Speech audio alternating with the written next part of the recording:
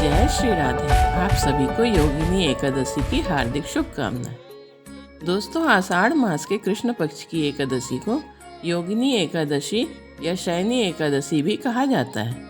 यह सबसे प्रमुख एकादशियों में से एक मानी जाती है। इस साल यह व्रत 14 जून दिन बुधवार को रखा जाएगा। धार्मिक मान्यता है कि योगिनी एकादशी का व्रत करने से भगवान विष्णु और माता लक्ष्मी शीघ्र प्रसन्न होकर मनोवांछित फल देते हैं। योगिनी एकादशी के दिन पूजा और व्रत करने से घर में सुख शांति, समृद्धि और खुशहाली आती है। इसके अलावा इस दिन पूजा और व्रत करने से जीवन में व्याप्त दुख और संकट दूर हो जाते हैं। तो आइए, स्वागत है आपका हमारी YouTube चैनल धर्म और ज्ञान में। यदि आप चैनल में नए हैं तो चैनल को अवश्य सब्सक्राइब और लाइक करें, तथा यदि आपको वीडियो अच्छा लगता है तो ज़्यादा से ज़्यादा शेयर करें ताकि सभी भक्तों तक व्रत संबंधित जानकारी पहुंच सके।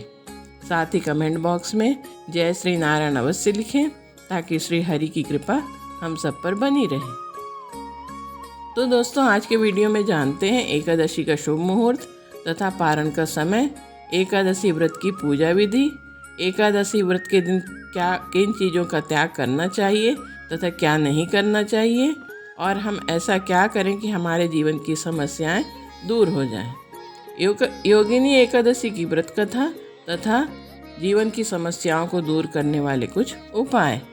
तो आइए सबसे पहले जानते हैं योगिनी एकादशी कब है। हिंदू कैलेंडर के अनुसार आषाढ़ माह के कृष्ण पक्ष की एकादशी को योगिनी एकादशी व्रत रखा जाता है। यह व्रत तीनों लोक में अपने पुण्य प्रभाव के लिए प्रसिद्ध है।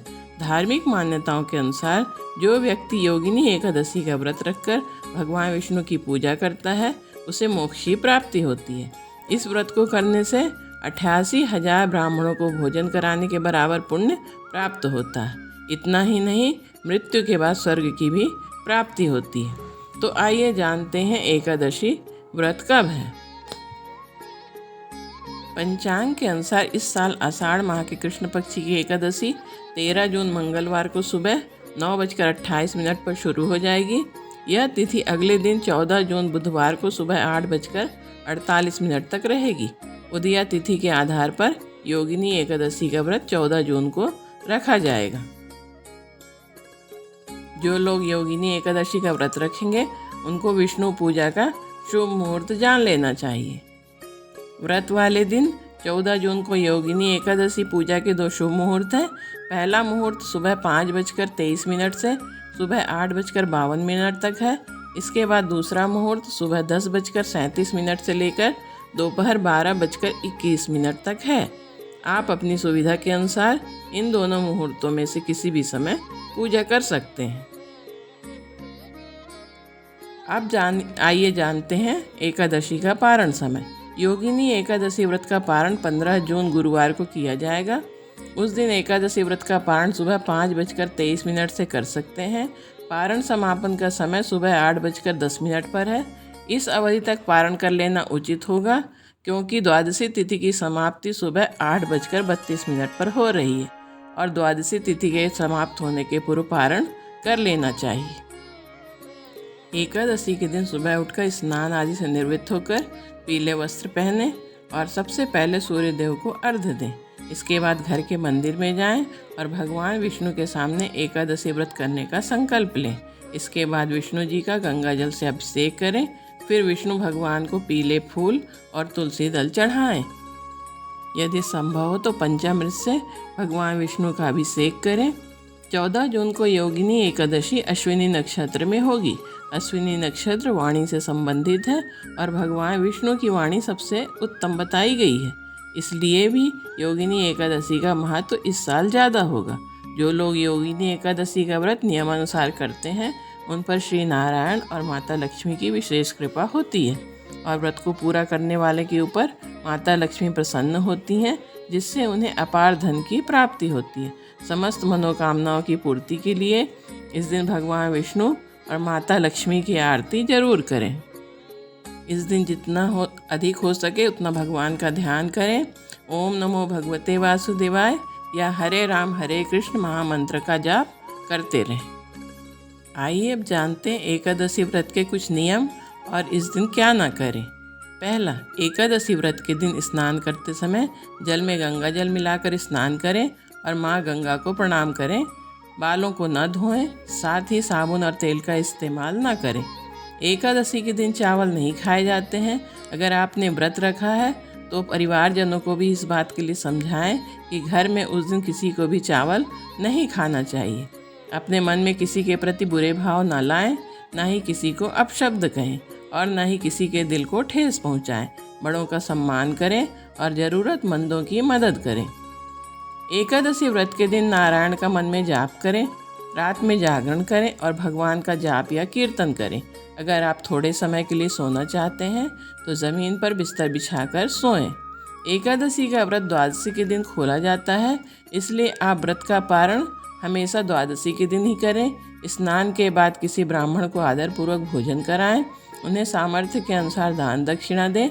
इसके बाद सम्मानपूर्वक विदा करें। इसके बाद ही आप व्रत का पारण करें।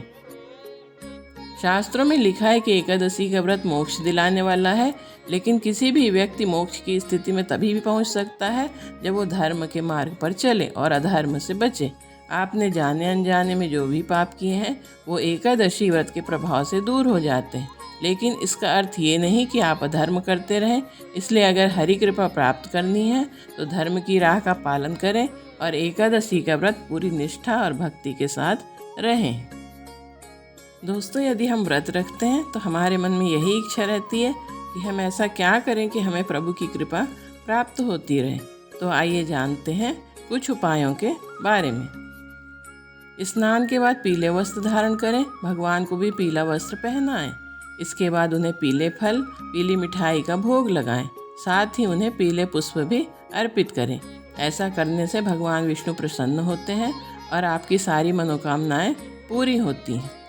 योगिनी एकादशी के दिन भगवान विष्णु और माता लक्ष्मी को खीर का भोग लगाएं। इसमें 2 दल तुलसी पत्र के अवश्य डालें, लेकिन ध्यान रहे तुलसी पत्र एक दिन पहले ही तोड़कर रख लें। इससे आपके घर में अन्न धन की कमी नहीं होगी। योगिनी एकादशी के दिन भगवान विष्णु को दक्षिणावर्ती शंख से जल अर्पित करना शुभ माना जाता है। भगवान की पूजा के बाद चने की दाल, गुड़, केला, वस्त्र आदि वस्तुओं का दान करना शुभ होता है। ऐसा करने पर भगवान विष्णु की कृपा से सुख और समृद्धि में वृद्धि होती है। भगवान विष्णु को पंचामृत से अभिषेक करें। ऐसा करने से घर में धन की वृद्धि और प्रत्येक इच्छा पूरी होती है। एकादशी की शाम तुलसी की पूजा करें। साथ ही तुलसी के नीचे घी का दीपक जलाएं और कम से कम 11 बार परिक्रमा करें। ऐसा करने से धन धान्य में बढ़ोतरी होती है। एकादशी वाले दिन पीपल को मीठा जल अर्पित करें। मीठा जल बनाने के लिए लोटे के जल में थोड़ी सी चीनी मिला दें। मान्यता है कि पीपल में भगवान विष्णु का वास होता है और ऐसा करने से भगवान विष्णु की विशेष कृपा प्राप्त होती है। शाम को एक दीपक जलाएं, इससे आपको कर्ज से मुक्ति मिलेगी। इसके साथ ही तेज पत्ते से करें ये चमत्कारी उपाय। एकादशी तिथि पर आरती अर्चना करने के बाद 7 तेज पत्ते घर में जलाएं। अब तेज पत्ते के धुएं को पूरे घर में फैलाएं। इससे घर में मौजूद नकारात्मक शक्ति दूर होती है, साथ ही वास्तु दोष भी दूर होता है। दूसरा, अगर आप आर्थिक तंगी को दूर करना चाहते हैं तो योगिनी एकादशी के दिन पूजा के समय जगत के पालनहार भगवान विष्णु और माता लक्ष्मी को एक तेज पत्ता अर्पित करें। इसके बाद सुख, समृद्धि और धन वृद्धि की कामना करें। इस उपाय को करने से धन संबंधी परेशानी दूर होती है। विशेष कार्य में सिद्धि पाने के लिए योगिनी एकादशी के दिन पूजा करते समय एक तेज पत्ते पर सिंदूर से अपनी इच्छा लिखकर भगवान के समक्ष अर्पित कर दें। इस उपाय को करने से हर मनोकामना पूरी होती है। घर में अगर किसी व्यक्ति को बुरी नज़र लग गई है तो योगिनी एकादशी के दिन 7 तेज पत्ते और 1 चम्मच नमक लेकर पीड़ित व्यक्ति के सिर से 7 बार उतारकर तेज पत्ते और नमक को किसी पेड़ के नीचे रख दें। अगर आपको भी रात में बुरे सपने आते हैं तो रात में सोने से पहले तकिए के नीचे एक तेज पत्ता रखें। इस उपाय को करने से बुरे और डरावने सपने नहीं आते हैं। इस प्रकार दोस्तों, इन उपायों करके हम अपने जीवन में आ रही समस्याओं को दूर कर सकते हैं। आइए अब जानते हैं योगिनी एकादशी का महात्म्य। योगिनी एकादशी व्रत को करने से 88,000 ब्राह्मणों को भोजन कराने के बराबर का फल मिलता है, इसलिए इस व्रत का अपना विशेष महत्व है। योगिनी एकादशी पर भगवान विष्णु की पूजा करना शुभ फलदायी माना गया है। जो भक्त योगिनी एकादशी पर भगवान विष्णु की पूजा अर्चना करते हैं उन्हें पाप कर्मों से मुक्ति मिलती है। ये भी कहा जाता है कि योगिनी एकादशी व्रत करने लोगों को मृत्यु के बाद भगवान विष्णु के चरणों में जगह प्राप्त होती है। साथ ही आषाढ़ कृष्ण पक्ष की एकादशी के दिन योगिनी एकादशी व्रत कथा को सुनने से व्रत का वास्तविक फल प्राप्त होता है। तो आइए जानते हैं योगिनी एकादशी की व्रत कथा। धर्मराज युधिष्ठिर कहने लगे कि भगवान, मैंने ज्येष्ठ शुक्ल एकादशी के व्रत का महात्म्य सुना। अब कृपया आषाढ़ कृष्ण एकादशी की कथा सुनाइए। इसका नाम क्या है, महात्म्य क्या है, यह भी बताइए। श्री कृष्ण कहने लगे कि हे राजन, आषाढ़ कृष्ण एकादशी का नाम योगिनी है। इसके व्रत से समस्त पाप नष्ट हो जाते हैं। यह इस लोक में भोग और परलोक में मुक्ति देने वाली है। यह तीनों लोकों में प्रसिद्ध है। मैं तुमसे पुराणों में वर्णन की हुई कथा कहता हूँ, ध्यान पूर्वक सुनो। स्वर्गधाम की अलकापुरी नामक नगरी में कुबेर नाम का एक राजा रहता था। वह शिव भक्त था और प्रतिदिन शिव की पूजा किया करता था। हेम नाम का एक माली पूजन के लिए उसके यहाँ फूल लाया करता था। हेम की विशालाक्षी नाम की एक सुंदर स्त्री थी। एक दिन वह मानसरोवर से पुष्प तो ले आया, लेकिन अपनी स्त्री से हास्य विनोद करने के कारण राजा के पास पुष्प नहीं पहुँचाया। इधर राजा उसकी दोपहर तक राह देखता रहा। अंत में राजा कुबेर ने सेवकों को आज्ञा दी कि तुम लोग जाकर माली के न आने का कारण पता करो, क्योंकि वह अभी तक पुष्प लेकर नहीं आया। सेवकों ने कहा कि महाराज, वह अभी नहीं आएगा, वह अपनी स्त्री के साथ हास्य विनोद कर रहा है। यह सुनकर कुबेर ने क्रोधित होकर उसे बुलाया। हेम माली राजा के भय से कांपता हुआ उपस्थित हुआ। राजा कुबेर ने क्रोध में आकर कहा, अरे पापी नीच, तूने मेरे परम पूजनीय ईश्वरों के ईश्वर श्री शिव जी महाराज का अनादर किया है। इसलिए मैं तुझे शाप देता हूँ कि तू स्त्री का वियोग सहेगा और मृत्यु लोक में जाकर कोढ़ी होगा। कुबेर के शाप से हेम माली का स्वर्ग से पतन हो गया और वह उसी क्षण पृथ्वी पर गिर गया। भूतल पर आते ही उसके शरीर में श्वेत कोढ़ हो गया। उसकी स्त्री भी उसी समय अंतर्धान हो गई। मृत्यु लोक में आकर माली ने महान दुख भोगे और भयानक जंगल में जाकर बिना अन्न और जल के भटकता रहा। उसे रात्रि को निद्रा भी नहीं आती थी, परंतु शिव जी की पूजा के प्रभाव से उसको पिछले जन्म की स्मृति का ज्ञान अवश्य रहा। घूमते घूमते एक दिन वह मार्कंडेय ऋषि के आश्रम में पहुंच गया, जो ब्रह्मा से भी अधिक वृद्ध थे और जिनका आश्रम ब्रह्मा की सभा के समान लगता था। हेम माली वहां जाकर उनके पैरों में गिर गया। उसे देखकर मार्कंडेय ऋषि बोले, तुमने ऐसा कौन सा पाप किया है जिसके प्रभाव से यह हालत हो गई है। हेम माली ने सारा वृत्तांत कह सुनाया। यह सुनकर ऋषि बोले, निश्चित ही तूने मेरे सम्मुख सत्य वचन कहे हैं, इसलिए तेरे उद्धार के लिए मैं एक व्रत बताता हूँ। यदि तू आषाढ़ मास के कृष्ण पक्ष की योगिनी नामक एकादशी का व्रत विधि पूर्वक करेगा तो तेरे सब पाप नष्ट हो जाएंगे। यह सुनकर हेममाली ने अत्यंत प्रसन्न होकर मुनि को साष्टांग प्रणाम किया। मुनि ने उसे स्नेह के साथ उठाया। हेममाली ने मुनि के कथनानुसार विधि पूर्वक योगिनी एकादशी का व्रत किया। इस व्रत के प्रभाव से अपने पुराने स्वरूप में आकर वह अपनी स्त्री के साथ सुखपूर्वक रहने लगा। भगवान कृष्ण ने कहा, हे राजन, यह योगिनी एकादशी का व्रत 88,000 ब्राह्मणों को भोजन कराने के बराबर फल देता है। इसके व्रत से समस्त पाप दूर हो जाते हैं और अंत में स्वर्गलोक की प्राप्ति होती है।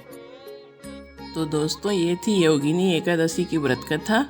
आप सब कथा अवश्य श्रवण करें, क्योंकि कथा श्रवण के बिना व्रत का पूर्ण फल प्राप्त नहीं होता। हम सब पर भगवान लक्ष्मी नारायण की कृपा बनी रहे। मिलते हैं अगले वीडियो के साथ। बोलिए लक्ष्मी नारायण भगवान की जय। हर हर महादेव।